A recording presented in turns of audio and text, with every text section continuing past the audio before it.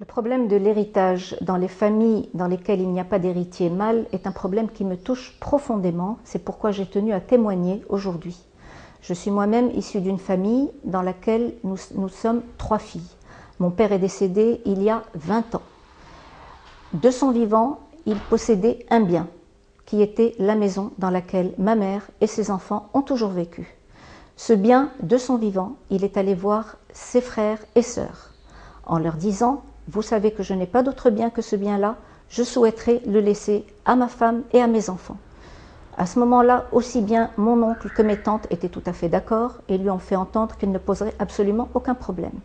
Mon père est décédé. Ma mère et moi-même continuions à vivre dans cette maison. Par la suite, pendant 20 ans, aucun héritier selon la loi musulmane n'est venu réclamer quoi que ce soit. Ni mon oncle, ni mes tantes, personne n'est rien venu dire. Ma mère est restée dans cette maison. Et 20 ans après, ma mère est une dame qui a pris de l'âge, ma mère est une dame qui est extrêmement fatiguée, ma mère est une femme qui a beaucoup de difficultés à continuer à vivre dans cette maison. Elle a envisagé de vendre cette maison. Et c'est à ce moment-là, lorsque ma famille a entendu dire que cette maison devait être vendue, qu'un cousin, fils d'un de mes oncles, s'est manifesté pour venir réclamer sa part dans cette maison. Il s'est manifesté sous la forme d'une action judiciaire qu'il a entreprise à notre insu. Un jour, nous étions là en train d'envisager la vente de cette maison et du jour au lendemain, on vient nous dire « Vous ne pouvez rien faire, il y a une prénotation sur cette maison, vous n'avez absolument aucune possibilité de vendre cette maison. » Nous étions choqués. Notre père nous avait toujours dit « Vous ne courez aucun risque, vous n'aurez aucun problème, nous étions pour nous sécuriser. » Et du jour au lendemain, je me trouve dans le cas pour moi, un abus de pouvoir, d'une situation qui me semblait complètement aberrante.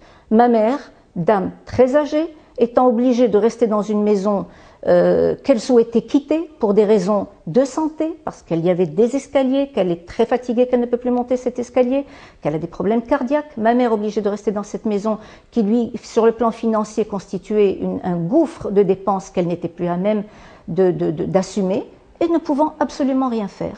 Et à ce problème-là vient de se surajouter un conflit familial aigu.